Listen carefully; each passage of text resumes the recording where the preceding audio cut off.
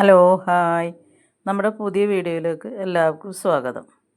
ഞാനിന്നൊരു സാരി ബ്ലൗസിൻ്റെ കട്ടിംഗ് ആയിട്ടാണ് വീണ്ടും വന്നേക്കുന്നത് കേട്ടോ. അപ്പോൾ സാരി ബ്ലൗസ് അറിയാൻ പാടില്ലാത്തവർക്ക് വേണ്ടിയിട്ട് ചെയ്യണ വീഡിയോ ആണ് കേട്ടോ. അപ്പോൾ 2-3 വീഡിയോകളൊക്കെ ഞാൻ ഇതിന് മുമ്പ് ചെയ്തിട്ടുണ്ട്. എന്നാലും സാരി ബ്ലൗസ് അറിയാൻ പാടില്ലാത്തവർക്ക് വീണ്ടും വീണ്ടും കണ്ട് അത് മനസ്സിലാക്കാൻ വേണ്ടിയിട്ടാണ് വീണ്ടും വീണ്ടും ഇടുന്നത് കേട്ടോ.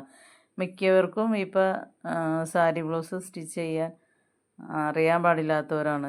ചിലർക്ക് സ്റ്റിച്ചിങ് അറിയാം, എന്നാലും കട്ടിങ് കറക്റ്റായിട്ട് അറിയാൻ പാടില്ലാത്തവരാണ് കൂടുതലുള്ളത്. ചുരിദാർ പോലെയല്ല, നമ്മൾ സാരി ബ്ലൗസ് നമ്മൾ നന്നായിട്ട് ശ്രദ്ധിച്ച് ചെയ്താലാണ് അത് കറക്റ്റായിട്ട് നല്ല അളവിൽ തന്നെ നമുക്ക് കിട്ടുള്ളൂ. അപ്പോൾ ചുരിദാർ പോലെ സാരി ബ്ലൗസ് സ്റ്റിച്ചിങ് കഴിഞ്ഞ് കഴിഞ്ഞിട്ട് പിന്നെ അതിന് കംപ്ലൈൻ്റൊക്കെ വന്നാൽ നമുക്കത് ശരിയാക്കി എടുക്കാൻ ഭയങ്കര പാടാണ്. അപ്പോൾ നമ്മൾ അത്രയും ശ്രദ്ധിച്ച് ചെയ്യേണ്ടതാണ്. പക്ഷേ ചുരിദാറിനേക്കാളും നമുക്ക് സ്റ്റിച്ചിങ് എളുപ്പമാണ് സാരി ബ്ലൗസ് ചെയ്യാൻ പഠിച്ചു കഴിഞ്ഞാൽ.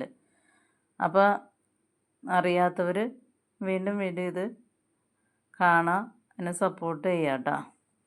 അപ്പോൾ ഞാൻ ആദ്യം തന്നെ സാരി ബ്ലൗസിൻ്റെ ലെങ്ത്താണ് അടയാളപ്പെടുത്തുന്നത്.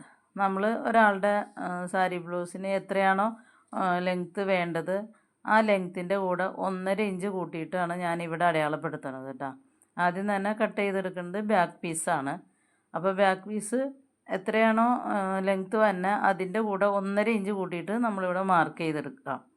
ആ 1.5 ഇഞ്ച് അടിഭാഗത്തെ തയ്യൽ തുമ്പും ഹെമ്മിങ് ചെയ്തിടാനുള്ളതും മേളിലെ ഷോൾഡർ ഭാഗത്തുള്ള തയ്യൽ തുമ്പുമാണ് കേട്ടോ 1.5 ഇഞ്ച് കൂട്ടുന്നത്. ചിലർ അടിഭാഗത്ത് വേറെ പീസ് വെച്ചിട്ട് ഹെമ്മിങ് ചെയ്തെടുക്കണതുണ്ട്. ഞാനിത് തന്നെ ഈ പീസ് തന്നെ മടക്കിയിട്ടാണ് ഹെമ്മിങ് ചെയ്തെടുക്കാറ് കേട്ടോ. അപ്പോൾ ലെങ്ത്ത് എത്രയാണോ വേണ്ടത് അതിൻ്റെ കൂടെ 1.5 ഇഞ്ച് ഇവിടെ അടയാളപ്പെടുത്താം. ഇനി നമുക്ക് ബാക്കിൻ്റെ നെക്ക് അത് എത്രയാണോ വേണ്ടതെന്ന് വെച്ചാൽ ആ നെക്ക് കറക്റ്റ് നമുക്ക് 8 ഇഞ്ചാണ് നെക്കെങ്കിൽ ആ 8 ഇഞ്ച് തന്നെ നമുക്കിവിടെ മാർക്ക് ചെയ്താൽ മതി കേട്ടോ. പിന്നെ കഴുത്തിൻ്റെ വൈഡാണ് അടയാളപ്പെടുത്തുന്നത്. സാരി ബ്ലൗസിൻ്റെ വൈഡ് ഷോൾഡർ ഭാഗത്തെ വൈഡ് നമ്മൾ തീരെ കുറച്ചെടുക്കുന്നതാണ് എപ്പോഴും നല്ലത്. ഞാനിവിടെ 2.25 എടുത്തേക്കുന്നത്. അപ്പോൾ 8 ഇഞ്ച് ലെങ്ത്തുള്ള നെക്കാണ് ബാക്കിൽ വന്നത് കേട്ടോ. അപ്പോൾ നമുക്ക് ഈ ഭാഗം എങ്ങനെ വേണമെങ്കിലും നമുക്ക് വൈഡ് കുറച്ചോ അധികമോ ഒക്കെ ചെയ്യാം അടിഭാഗത്ത്. പക്ഷെ മേൽഭാഗത്ത് എപ്പോഴും വൈഡ് 2.25 2.5 അതിൽ കൂടുതൽ വന്നാൽ കഴുത്ത് ഷോൾഡർ ഇങ്ങനെ തൂങ്ങിപ്പോണ രീതിയിലേക്ക് വരും. അപ്പം ഞാൻ 2.25 അടയാളപ്പെടുത്തി, പിന്നെ ഷോൾഡർ വീതി ഒരു 3 ഇഞ്ചുമാണ് അടയാളപ്പെടുത്തിയേക്കുന്നത് കേട്ടോ. ഇനി നമുക്ക് കൈക്കുഴിയാണ് അടയാളപ്പെടുത്തുന്നത്. ആം ഹോളിൻ്റെ അളവ് എടുത്തിട്ടുണ്ടെങ്കിൽ നമുക്ക് ഇങ്ങനെ നോക്കിയിട്ട് കൈക്കുഴി അടയാളപ്പെടുത്താം. അല്ല ആദ്യം നമുക്ക് അടയാളപ്പെടുത്താം. നമുക്കൊരു ബ്ലൗസിൻ്റെ ആവറേജ് ഒരു 5.5 ഇഞ്ച് കൈക്കുഴി മതിയാവും. കറക്റ്റ് ഒരു 5.5 ഇഞ്ചിൽ നമ്മൾ കൈക്കുഴി അടയാളപ്പെടുത്തിയ ബ്ലൗസിൻ്റെ കൈക്കുഴി കറക്റ്റായിട്ട് തന്നെ ഇരിക്കും. അങ്ങനെ അടയാളപ്പെടുത്തി കഴിഞ്ഞിട്ട് നിങ്ങൾ ഒന്നും കൂടി വേണമെങ്കിൽ ആ ഹം ഹോളിൻ്റെ അളവ് കറക്റ്റാണോ എന്ന് നോക്കുക കേട്ടോ. പിന്നെ ചെസ്റ്റ് ഭാഗം നമ്മൾ എടുത്ത എത്രയാണോ അതിനെ 3 ഇഞ്ചും കൂടി കൂട്ടിയിട്ട് 4 ഭാഗിക്കുക. നിങ്ങളുടെ ചെസ്റ്റ് അളവ് എത്രയാണോ അതിൻ്റെ കൂടെ 3 ഇഞ്ച് കൂട്ടുക. ആ 3 ഇഞ്ച് കൂട്ടിയിട്ട് അതിനെ 4 ഭാഗിച്ചിട്ട് അടയാളപ്പെടുത്തിയിട്ട് പിന്നെ വേറെ തയ്യൽ തുമ്പും അടയാളപ്പെടുത്താം. അങ്ങനെയാണ് ഞാൻ ഈ ചെസ്റ്റ് ഭാഗം ഇവിടെ അടയാളപ്പെടുത്തിയേക്കുന്നത് കേട്ടോ. മനസ്സിലായില്ലേ? മെഷർമെൻറ്റ് ഒരാളുടെ മെഷർമെൻറ്റാണ് നമ്മൾ എടുക്കണമെങ്കിൽ അതിൻ്റെ കൂടെ 3 ഇഞ്ച് കൂട്ടുക. എന്നിട്ട് നമുക്ക് 4 ഭാഗിക്കുക. അതുപോലെ തന്നെ താഴത്തെ അളവും വേസ്റ്റ് അളവും അതുപോലെ തന്നെ ചെയ്യാം. വേണ്ട ഈ 2 ഇഞ്ച് തയ്യൽ തുമ്പാണ്. ഇനി നമുക്ക് ഈ ബാക്ക് പീസ് കട്ട് ചെയ്തെടുക്കാം. ആദ്യം തന്നെ നെക്ക് കട്ട് ചെയ്യാം, പിന്നെ ബാക്കി എല്ലാ ഭാഗവും കട്ട് ചെയ്താണ്ട് ഈ ബാക്ക് വച്ചിട്ടാണ് നമ്മൾ ഫ്രണ്ട് പീസ് കട്ട് ചെയ്തെടുക്കണത് കേട്ടോ. അപ്പോൾ ഞാനിത് ഈ ബാക്ക് കട്ട് ചെയ്തെടുക്കുകയാണ്. കഴുത്തിൻ്റെ വൈഡ് താഴ്ഭാഗത്ത് നമുക്ക് എത്ര വൈഡ് അധികമായിട്ട് വേണം എങ്കിൽ അതുപോലെ ചെയ്യാം. ഷോൾഡർ ഭാഗമാണ് ഞാൻ പറഞ്ഞത്. കറക്റ്റ് ആയിട്ട് ചെയ്തില്ലെങ്കിൽ കഴുത്ത് ഇങ്ങനെ നമ്മൾ ഷോൾഡർ ഇറങ്ങി പോണ രീതിയിലേക്ക് വരും ബ്ലൗസിൻ്റെ. നമ്മൾ ചുരിദാറിനൊക്കെ വൈഡ് അധികം ഇടണ പോലെ ബ്ലൗസിന് വൈഡ് ഇട്ടിട്ടുണ്ടെങ്കിൽ ബ്ലൗസ് കറക്റ്റായിട്ട് കിടക്കണോടത്തിൽ തന്നെ കിടക്കില്ല കേട്ടോ. ചുരിദാർ നമുക്ക് 4 ഇഞ്ചോ അല്ല 8 ഇഞ്ചോ 9 ഇഞ്ചോ ഒക്കെ വൈഡ് ഇടാം.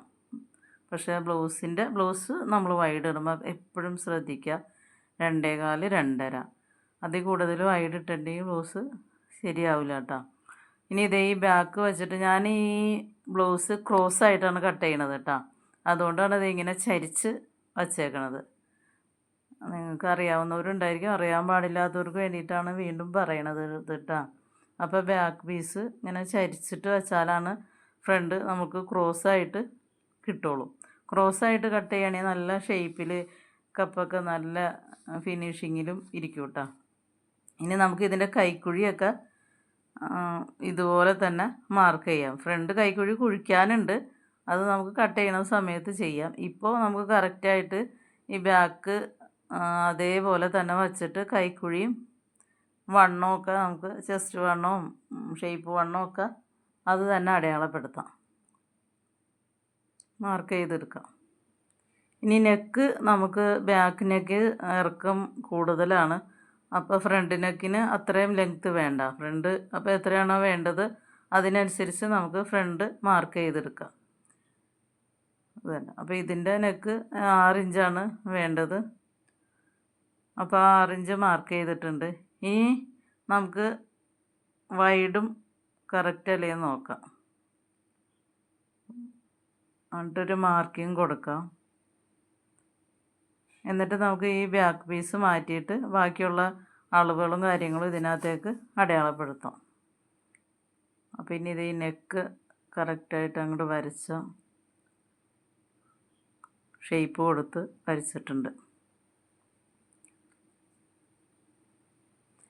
ഇനി ബാക്ക് മാറ്റിയെടുക്കാം. ഇനി ഫ്രണ്ടിൻ്റെ ബാക്കിയുള്ള അളവുകൾ നമുക്ക് മാർക്ക് ചെയ്യണം. ആദ്യം തന്നെ സെൻറ്റർ ഭാഗത്ത് അടയാളപ്പെടുത്താൻ ഞാൻ ഇതൊരു 15 ഇഞ്ചാണ് അടയാളപ്പെടുത്തുന്നത്. പിന്നെ ഈ ഭാഗത്തെ അളവ് നമുക്ക് അളവ് ബ്ലൗസ് ഉണ്ടെങ്കിൽ അതിനനുസരിച്ച് ചെയ്യാം, അല്ലെങ്കിൽ ഒരു 6 ഇഞ്ച് ഒക്കെ ചെയ്താൽ മതി. ഇവിടെ ഞാനൊരു 7.5 ഇഞ്ചുമാണ് കൊടുക്കുന്നത്. അപ്പോൾ 3 അളവുകളും കിട്ടിയിട്ടുണ്ട്. ഇനി അത് നമുക്ക് കട്ട് ചെയ്തെടുക്കാം.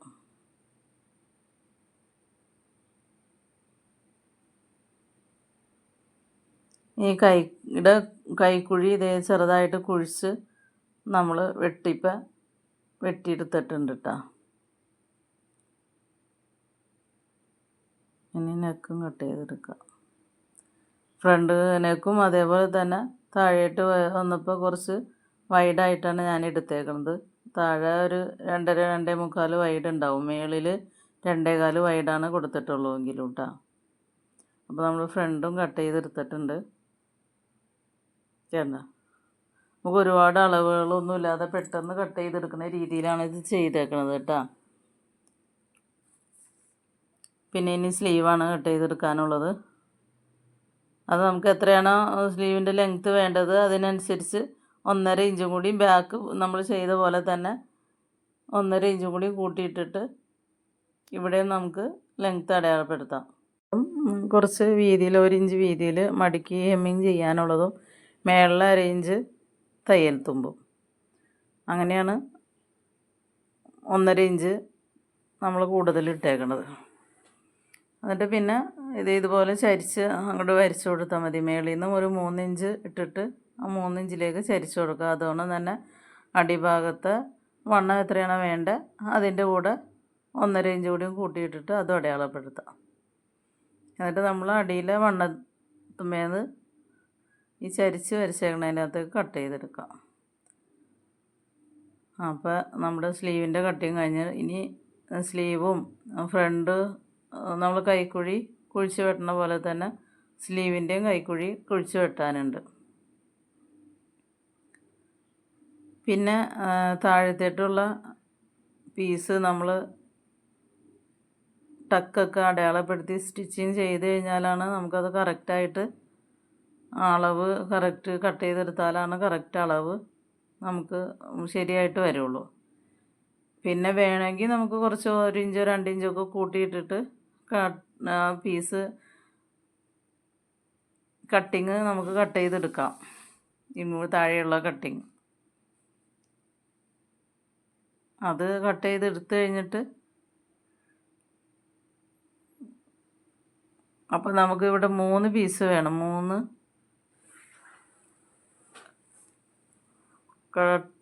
കട്ടിങ് നമ്മൾ 3 പീസ് കട്ട് ചെയ്തെടുത്തിട്ട് മറിച്ചെടുത്തിട്ട് ആണ് നമ്മൾ ചെയ്യണത്. അപ്പോൾ അത് ഇങ്ങനെ നോക്കിയിട്ട് തയ്യൽ തുമ്പും കൂടി ഇട്ടിട്ട് വേണമെങ്കിൽ നേരത്തെ നമുക്ക് കട്ട് ചെയ്ത് വയ്ക്കാം. ഞാനത് ടക്കൊക്കെ അടിച്ച് കഴിഞ്ഞിട്ടാണ് കട്ട് ചെയ്യാറ്. അപ്പോൾ ഞാൻ നിങ്ങൾക്ക് വേണ്ടിയിട്ടത് കട്ട് ചെയ്ത് കാണിച്ചു തരാം. അപ്പോൾ ഇത് ബാക്കിൻ്റെ ഒപ്പം വച്ചിട്ട് ഫ്രണ്ട് പീസ് ഇതിങ്ങനെ മുകളിലേക്ക് ആക്കിയിട്ടിട്ട് ഇത് വരച്ചു കൊടുക്കാം.